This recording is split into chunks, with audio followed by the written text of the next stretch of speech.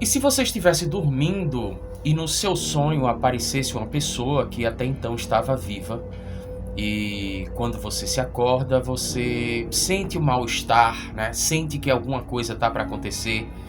A história que a gente vai te contar hoje é uma história que tem um quê de sobrenatural, uma história de assombração.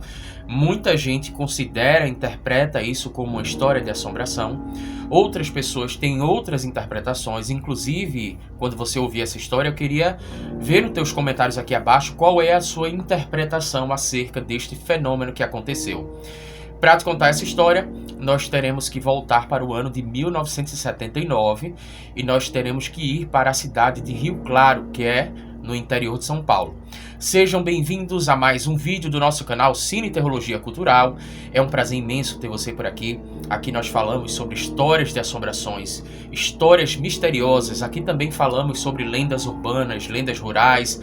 Então, se você se interessa por esse conteúdo, você precisa se inscrever no nosso canal e ativar o sininho para receber as nossas próximas notificações. E a partir de agora, vamos te contar essa história sinistra, misteriosa, essa história que, como eu falei, muita gente vai interpretar como uma história de assombração. Como eu já disse, nós teremos que nos teletransportar mentalmente para o ano de 1979, onde na cidade de Rio Claro existia uma mulher chamada Odete, tá? E ela era consultora de cosméticos, então ela conhecia muita gente, né? Ela andava muito pelas ruas. Ela vivia, inclusive, muito bem financeiramente, né? E dentre os lugares onde ela era conhecida, tinha um lugar que era uma espécie de um restaurante, né? Um bar, meio que um restaurante, uma padaria, enfim. Um estabelecimento em que ela ia com muita frequência para se alimentar. E foi nesse local, onde muita gente conhecia ela, que ela acabou conhecendo um rapaz chamado Luiz. Ele já tinha se divorciado, né? Ele era divorciado, ele já tinha tido um relacionamento antes, um casamento. E ela também estava solteira, né? Também estava na mesma situação, inclusive ela já tinha filhos, mas tinha se divorciado e os dois estavam livres, né? Eles começaram a conversar e começaram a se encontrar com determinada frequência nesse local, lá em Rio Claro. E até que um belo dia eles decidiram estabelecer uma relação séria, né? Eles noivaram e casaram. A dona Odete, como eu falei, ela vivia muito bem. Ela era consultora de cosméticos, mas muito bem organizada financeiramente, né? Inclusive ela tinha propriedades, ela tinha carro, ela tinha apartamento alugado, inclusive para terceiros, né? Ela tinha uma linha telefônica, né? Para você que está chegando agora, talvez você não saiba, mas naquele período, de 1979, você ter uma linha telefônica era algo muito caro, né? Era uma propriedade, inclusive. Então, pouquíssimas pessoas tinham acesso a telefone como a gente tem hoje, né? Não existia celular naquele período. Você comprar uma linha telefônica, né? Você tinha que passar para o seu nome, era uma propriedade, então era um bem, né? Inclusive até que você podia comercializar. Você podia vender essa linha telefônica para outra pessoa ou então você podia alugar. Olha isso. Você podia alugar o número de telefone, a linha telefônica para outra pessoa. Então era uma propriedade também que a dona Odete tinha. Como eu falei, ela estava muito organizada financeiramente e o Luiz não estava tão bem organizado financeiramente. Ele realmente ia muito mal das pernas, né? Era uma pessoa com dificuldade financeira, mas mesmo assim eles decidiram se casar. E quando eles se casaram, eles foram morar num apartamento alugado, apesar de que a dona Odete já tinha um outro apartamento, mas tinha um inquilino lá morando e tal. Eles acharam por bem alugar um outro local. E ela, muito bem organizada, né, começou a fazer as contas e começou a perceber, olha isso, ela percebeu que era melhor financiar um apartamento para que eles pudessem morar e eles sairiam do aluguel, né? Então era preciso a documentação dos dois e nesse período, por exemplo, você precisava de antecedentes criminais, né? Quando ela sabia dos trâmites, quando ela estava pesquisando ali, pegando a documentação do Luiz, pegando a documentação do seu novo esposo, ela foi atrás dos antecedentes criminais e ela acabou descobrindo uma coisa extremamente desagradável. Ela acabou descobrindo que no relacionamento anterior, o Luiz tinha agredido a ex-esposa. E a ex-esposa havia prestado uma queixa contra ele, então ele tinha esse registro aí nos antecedentes criminais. Isso acabou gerando uma pequena crise na relação, O Luiz nunca tinha sido um homem desagradável para ela, nunca tinha agredido ela até então verbalmente. Ele disse que realmente isso aconteceu, que ele perdeu a cabeça, né, que realmente ele tinha agredido a ex-esposa, mas que tinha sido uma vez só, que nunca mais isso ia acontecer. Então ele conversou com a Odete e ela, de certa forma, se compadeceu, né, com a argumentação dele e decidiu passar uma borracha nisso, fingir que não tinha descoberto absolutamente nada. Eles conseguiram a aprovação e financiaram um apartamento. Só que aí, neste momento, começa o pesadelo da dona Odete, porque o Luiz começa a se transformar e começa a ser uma pessoa, um companheiro muito mal para ela, né? Começa a agredi-la verbalmente, começa a agredi-la fisicamente, e toda vez que isso acontecia, ela saía, ia para casa de parentes, lá em Rio Claro, mas ela não tinha como esconder muito, porque ela ficava cheia de hematomas, né?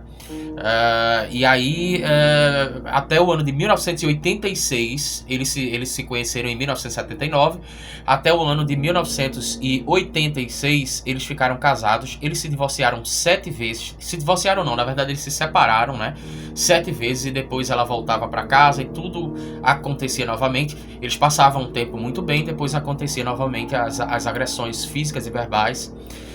Um problema social, né, que a gente tem hoje, que já acontecia naquele período, né?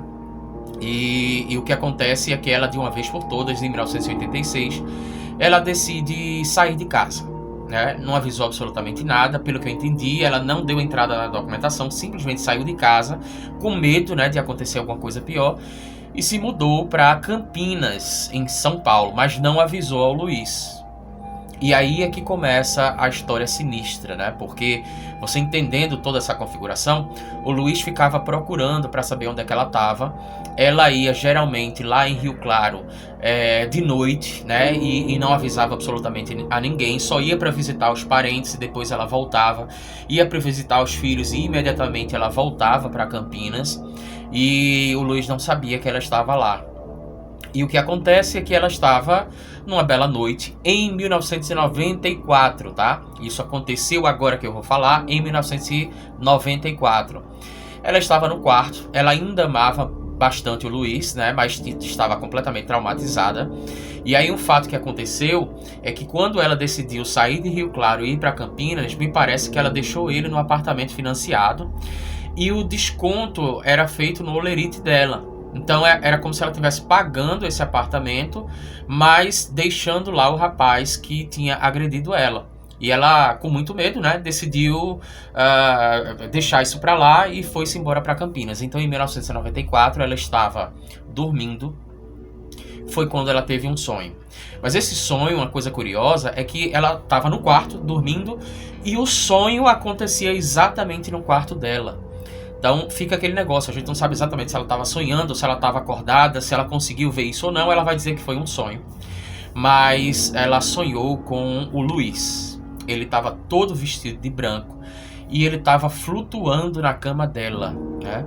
E ela ficava completamente assustada. Inclusive ela disse que ele estava muito bonito, mas estava todo de branco e estava flutuando. Ele não estava andando, flutuando, né, sob a cama dela. E é quando ela não fala absolutamente nada, é o Luiz quem fala. O Luiz simplesmente diz o seguinte: eu vim aqui te agradecer por tudo que você fez por mim.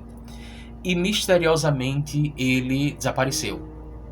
Ela entendeu que isso foi um sonho, né? Mas justamente por ter tido esse sonho, ela se acordou de manhã e ficou muito emocionada, né? Ela ainda amava muito o Luiz e passou a manhã toda chorando.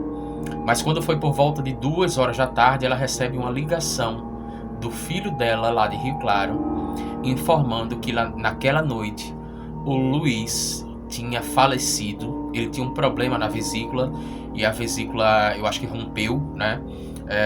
Mas ele morreu de um problema que hoje seria tratado facilmente, né? Uma cirurgia, inclusive até por vídeo.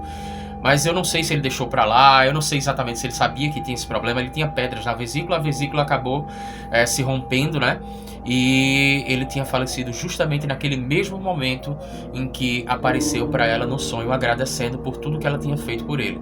É como se ele tivesse ido se despedir, né? E como ele morava só, ele não foi encontrado na parte da manhã, foi encontrado no início da tarde. Foi quando o filho da Odete recebeu a notícia, ligou para sua mãe e acabou informando o que tinha acontecido. E nesse momento ela soube que algo sobrenatural tinha acontecido ali naquela noite, algo que até então ela não sabia explicar.